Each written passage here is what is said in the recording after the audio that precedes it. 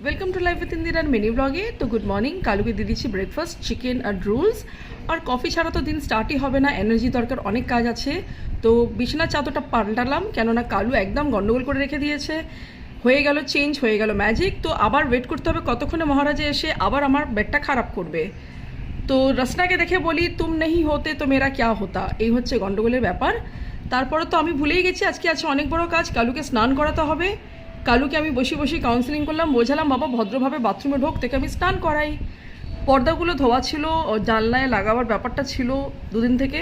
তো ম্যাজিক হয়ে গেল, দেখুন আমি জানলায় লাগিয়ে দিলাম পর্দা। কালু তো কিছুতেই বাথরুমে ঢুকবে না, কোনোরকমভাবে ওকে আমি শ্যাম্পু করালাম, দাঁত মাজালাম। খুব রেগে গেছে, বারান্দায় ভিজে কাগের মতো বসে রয়েছে, ক্যামেরার দিকে তাকাচ্ছে না। কালুর পরে কালুর মা করলো শ্যাম্পু, স্নান করে হয়ে গেলাম ফ্রেশ। করবো এবার লাঞ্চ। আর লাঞ্চের মেনুতে আছে উচ্ছে আলু ভাজা, ডাল, ভাত আর কষা চিকেন। রান্না সত্যিই খুব ভালো হয়েছে। Tata, bye bye.